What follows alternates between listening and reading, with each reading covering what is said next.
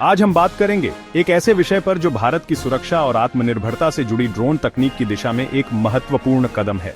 हम देखेंगे कि कैसे भारत ड्रोन तकनीक के क्षेत्र में आगे बढ़ रहा है और यह हमारे देश की सुरक्षा के लिए कितना महत्वपूर्ण है। हाल ही में भारतीय सेना ने ऑपरेशन सिंदूर के तहत एक बड़ा फैसला लिया है, जिसके अंतर्गत 450 से अधिक स्वदेशी ड्रोन का ऑर्डर दिया गया है। ये संख्या दर्शाती है कि भारत अपनी रक्षा क्षमताओं को बढ़ाने के लिए कितना गंभीर है। ये सिर्फ एक रक्षा सौदा नहीं है, बल्कि यह भारत के ड्रोन सेक्टर के लिए एक ऐतिहासिक मोड़ है, जो इस उद्योग को नई ऊंचाइयों पर ले जाएगा। ये एक मील का पत्थर है जो भविष्य के लिए नए रास्ते खोलेगा। अब भारत अपनी सुरक्षा के लिए विदेशी हथियारों पर निर्भर नहीं रहेगा, बल्कि स्वदेशी रूप से विकसित समाधानों पर अधिक भरोसा कर रहा है। यह आत्मनिर्भरता की ओर एक बड़ा कदम है। यह आत्मनिर्भर भारत अभियान की असली भावना को दर्शाता है, जो हमें एक मजबूत और स्वतंत्र राष्ट्र बनाने की दिशा में प्रेरित करता है। ऑपरेशन सिंदूर का नाम भी बहुत खास है। यह सेना और स्वदेशी उद्योग के बीच एक अटूट बंधन का प्रतीक है, जो मिलकर भारत की सुरक्षा को और भी अधिक मजबूत करेगा। यह सहयोग देश को सुरक्षित रखने के लिए आवश्यक है। स्वदेशी ड्रोन से हमारे जवानों को अत्याधुनिक निगरानी रखने और दुश्मन पर सटीक हमले करने की क्षमता मिलेगी।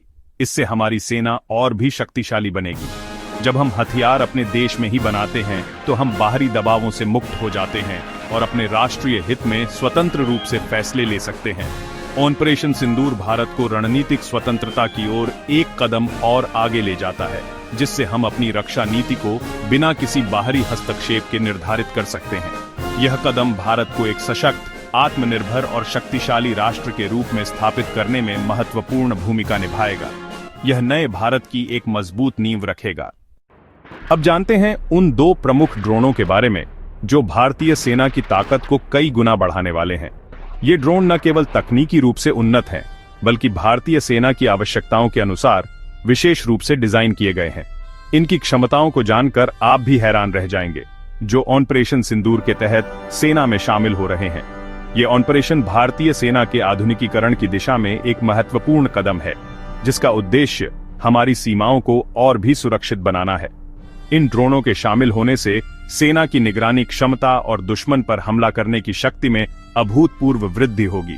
पहला है नागास्त्र 1R, जो अपनी अनूठी विशेषताओं के कारण खास है।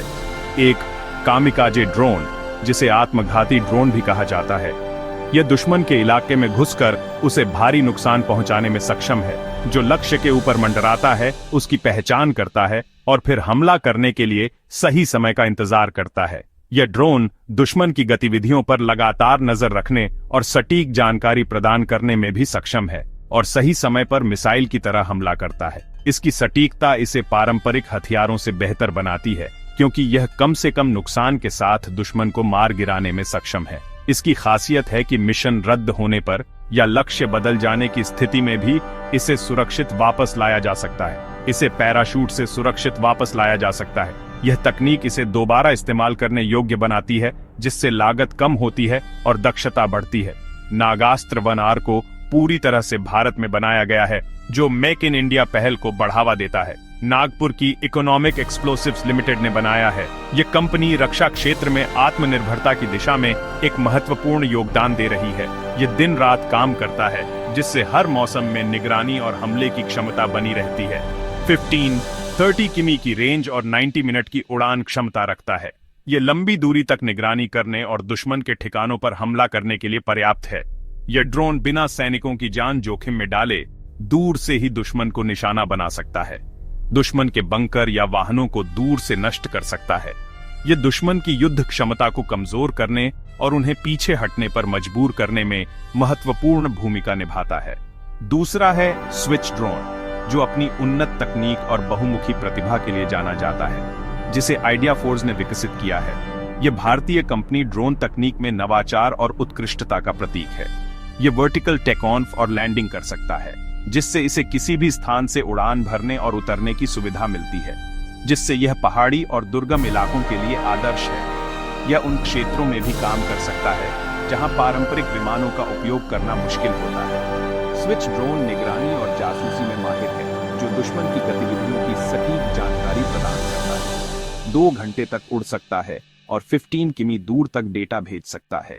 ये लंबी दूरी तक निगरानी करने और वास्तविक समय में जानकारी प्राप्त करने के लिए उपयोगी है। इन दोनों ड्रोनों का संयोजन भारतीय सेना को एक अद्वितीय युद्ध क्षमता प्रदान करता है। भारतीय सेना को आसमान में नई ताकत और सुरक्षा देता है। यह भारत की राष्ट्रीय सुरक्षा को मजबूत करने और सीमाओं की रक्षा करने में महत्वपूर्ण भूमिका निभाएगा। भारत का ड्रोन बाजार दुनिया के सबसे तेजी से बढ़ते बाजारों में से एक है।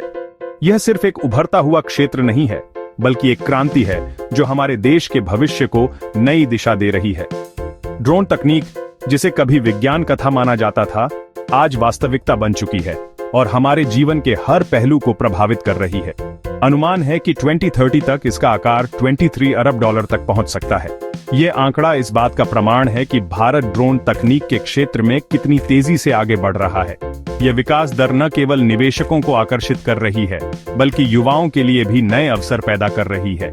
यह विकास सिर्फ रक्षा तक सीमित नहीं, कृषि, जहां ड्रोन खेतों में उर्वरक और कीटनाशक छिड़कने में मदद कर रहे हैं, जिससे किसानों की लागत कम हो रही है और उपज बढ़ रही है। स्वास्थ्य, जहां ड्रोन दूरदराज के इलाकों में दवाइयां और चिकित्सा उपकरण पहुंचा रहे हैं, जिससे लोगों की जान बचाई जा रही है।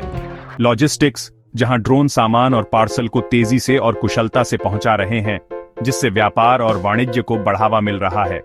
मीडिया जैसे क्षेत्रों में भी ड्रोन क्रांति आ रही है। ड्रोन की मदद से अब हवाई दृश्य लेना और भी आसान हो गया है, जिससे फिल्मों और टीवी कार्यक्रमों की गुणवत्ता में सुधार हो रहा है। अब भारतीय कंपनियां जैसे आइडिया फोर्स, जो रक्षा क्षेत्र के लिए उच्च गुणवत्ता वाले ड्रोन बनाने में विशेषज्ञता रखती है। इकोनॉमिक एक्सप्लोसिव्स लिमिटेड, जो ड्रोन तकनीक के माध्यम से सुरक्षा और निगरानी समाधान प्रदान कर रही है। गरुड़ एरोस्पेस, जो कृषि और औद्योगिक क्षेत्रों के लिए ड्रोन समाधानों में अग्रणी है। और धक्षा अनमैन्ड सिस्टम्स इस क्षेत्र में अग्रणी बन रही है। ये कंपनियां न केवल भारत में बल्कि विदेशों में भी अपनी पहचान बना रही हैं। आइडिया फोर्स के ड्रोन सेना में वर्षों से इस्तेमाल हो रहे हैं, जो उनकी गुणवत्ता और विश्वसनीयता का प्रमाण है। गरुड़ एरोस्पेस कृषि ड्रोन में माहिर है और किसानों को उनकी फसल की पैदावार बढ़ाने में मदद कर रही है। और ये कंपनियां अब निर्यात की ओर भी बढ़ रही हैं, जो मेक इन इंडिया पहल को सफल बना रही हैं।